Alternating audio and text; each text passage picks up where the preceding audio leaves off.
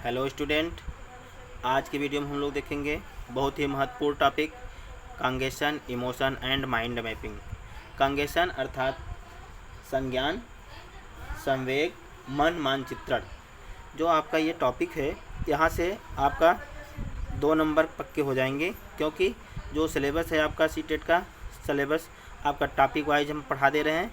यहाँ पे आप ध्यान दीजिएगा कि जो आपका एनसीईआरटी की किताबों से निचोड़ है, और उसके बाद आपका पिछले वर्ष जितने भी क्वेश्चन आए हैं उनका क्वेश्चन और सारे आपको यहाँ पे मिल जाएंगे।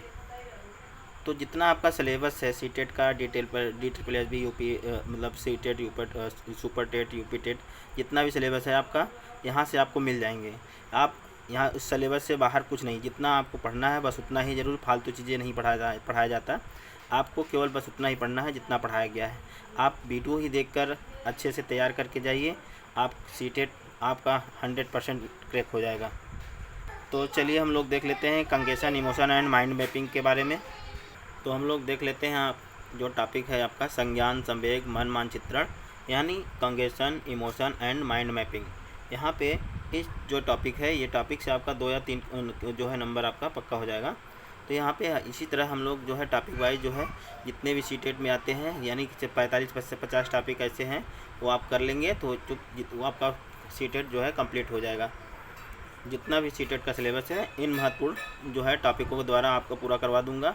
यानी इस टॉपिक को आप जो एक ही भी वीडियो छोड़िएगा मत, जितना भी आपका है टॉपिक वो आपको इसी मतलब यूट्यूब चैनल पे मिलेगा। तो यहाँ पे हम लोग देखते हैं संज्ञान के बारे में। तो चलिए हम लोग देख लेते हैं संज्ञान अर्थात कंगीशन। संज्ञान इसका मतलब होता है कि सूचनाओं का ग्रहण करना, यानी मनुष्य जिस पर्यावरण में रहता है उसमें वस्तुओं, व्यक्तियों, घटनाओं आदि के प्रति जो अवधारणा बना लेता है उसे ही संज्ञान कहते हैं। अब यहाँ पे ये आपका 1 नंबर का यहाँ से पूछ देता है संज्ञान क्या है, यानी कि आपका जो है मनुष्य जिस पर्यावरण में रहता है, यानी उसमें वस्तुओं, व्यक्तियों, घटनाओं आदि के प्रति जो अवधारणा बना लेता है उसे ही संज्ञान कहा जाता है। संज्ञान अर्थात कॉग्निशन का मतलब जानना होता है।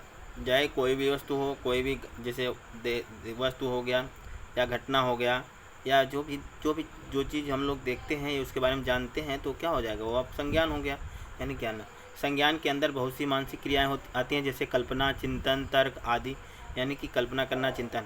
यहाँ पे जैसे जानना का मतलब होता है, जैसे आपको पता चल जाए संज्ञानात्मक विकास के चरण क्या हैं। पहला है अवधान, अटेंशन, दूसरा स्मृति, तीसरा मेटा यानी कंगीशन।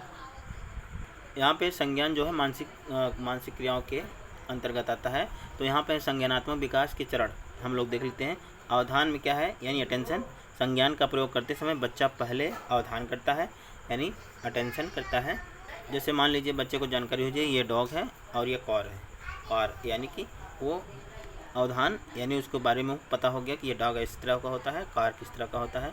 अगर यहाँ पे जो है यानी कि अगर बच्चे को पता हो गया तो वो क्या हो गया, अटेंशन हो गया, उसके बारे में जानकारी। दूसरा है स्मृति यानी मेमोरी। जब बच्चा अपने वातावरण के चारों ओर चीज़ों को अवधान करता है तो उनके संबंधित सूचनाओं को अपने दिमाग में इकट्ठा कर लेता है, यानी कि जो देख लेता है, जैसे बच्चा देख लिया कि इस टाइप का कार है, इस टाइप से जो है डॉग होता है, इस टाइप से कैट होती है, तो वो बच्चा उसको पता हो जाता है कि जो है अपने दिमाग में स्मृति में रख लेता है। फिर उसके बाद अगला है मेटा कॉग्निशन। इसमें सूचनाओं को वर्गीकरण के सही समय पर सही सूचना प्रस्तुत किया जाता है, यानी सही समय पर सही सूचना प्रस्तुत किया जाता है। जैसे क्या होगा, अगर बच्चे से पूछा जाए कि कौन सा जानवर भों भों करता है या कौन सा म्याऊं म्याऊं करता है, तो बच्चे के दिमाग में पहले क्या किया, उसके दिमाग में पहले आया कि हाँ भों भों तो कुत्ता करता था, म्याऊं म्याऊं बिल्ली करती है, तो यानी वो अपने दिमाग में क्या लिया, मेटा कॉग्निशन हो गया। अगला है आपका मन मानचित्रण, माइंड मैपिंग। मानचित्रण में क्या है, माइंड मैपिंग क्या है। इसके द्वारा हम सूचनाओं का अपने संज्ञान में चित्र बनाते हैं। इसे मन की क्रिया का अनुसंधान भी करते हैं, क्योंकि इसमें हम अपने मन को क्रियाशील कर रखते हैं और खोजबीन करते हैं। यहाँ पे देखिए, जैसे बच्चे अपने माइंड के अंदर साइकिल चित्र बना लिया, बॉल का अंदर बना लिया, बुक का बना लिया, पेंसिल का बना लिया, तो उसके अंदर क्या है, अपने मन के अंदर क्या है, दिमाग में बना लिया रिसर्च, यानी अनुसंधान बना लिया, यानी क्रियाशील बना लिया अपने दिमाग को, क्योंकि वो खोजबीन करता रहता है। तो अपने माइंड में वो जो चीज़ें बनाया है वो क्या करेगा, बच्चे जिस अपने दिमाग में बना लेते हैं कि ये बॉल है, इस टाइप से पेंसिल है, तो अपने दिमाग में बनाए रखते हैं उसको, यानी कि क्रियाशील, अपने मन को क्रियाशील रखेंगे, यानी उसके दिमाग में पहले से स्टोर हो जाएगा कि हाँ ये पेन है, ये पेंसिल है, ये बुक है, साइकिल इस टाइप से है, वो रिसर्च करेगा उस पर। अब बात करते हैं आपका जो है संवेग यानी इमोशन। संवेग यानी इमोशन क्या है? ये वह स्थिति होती है जिसमें व्यक्ति उत्तेजित हो जाता है। इसे अलग अलग शारीरिक परिवर्तन द्वारा पहचाना जाता है। यानी कि संवेग से पता चलता है कि जो है अलग अलग उत्तेजना आती है उसमें शरीर में, तो अलग अलग जो है लोग होंगे उस टाइप से पहचानेंगे उसके शारीरिक परिवर्तन के, यानी उनमें क्या परिवर्तन हो रहा है। जैसे शारीरिक परिवर्तन द्वारा कैसे पहचानेंगे? जैसे आप सीटेट एग्ज़ाम देने गए, कोई उसमें जो पास भी हुआ और लोग फेल भी हो गए, यानी अगर बच्चा पास हो जाएगा तो उसका जो चेहरा रहेगा वो अलग दिखेगा आपको, खिला हुआ, और जो बच्चा फेल हो जाएगा उसका लटका हुआ, यानी उसका हाव भाव सबसे अलग होगा। यानी दोनों में ज़मीन आसमान का अंतर दिखाई देगा। आपका जो संवेग है, यानी पास हो जाएगा खुशी रहेगा, यानी उसका चेहरा खिला रहेगा, अगर फेल हो गया तो उसका दुखा, यानी उसमें खुशी, दुख और गुस्सा, ये सब क्रोध सब इसी के अंतर्गत आते हैं, यानी संवेग के अंतर्गत। बच्चों में जैसे होता है नहीं कि जैसे बच्चों को कुछ सामान खाने पीने वाले दे दिए तो बच्चे खुश हो जाते हैं, नहीं दिए तो उनके अंदर गुस्सा आ जाता है। अब हम लोग बात करेंगे टाइप ऑफ इमोशन, यानी संवेग के प्रकार। संवेग के प्रकार में क्या है? मैकडूगल को संवेग का जनक भी माना गया है। इन्होंने 14 प्रकार की मूल प्रवृत्तियाँ बताई हैं जो संवेग से जुड़ी होती हैं। मैकडूगल जो हैं वो क्या हैं? संवेग के जनक हैं, और उन्होंने 14 प्रकार की प्रवृत्तियाँ बताई हैं। जो 14 प्रकार की संवेग प्रवृत्तियाँ हैं जो जुड़ी हैं वो कौन कौन सी हैं? मूल प्रवृत्तियाँ और संबंधित संवेग कौन कौन से हैं उसको हम लोग देख लेते हैं अभी। पहला आप संवेग आपका भय यानी आपको जो है यहाँ पे पलायन, जो मूल प्रवृत्ति है वो पलायन है, और संबंधित क्या है? पलायन में क्या है?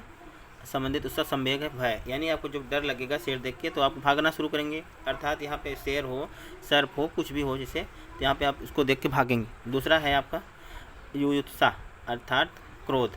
यहाँ पे आपके अंदर जैसे क्रोध अगर आया तो आपको जो है जो क्रोध आएगा तो क्या होगा? उसका जो युयुत्सा है, जो मूल प्रवृत्ति है वो युयुत्सा होगी।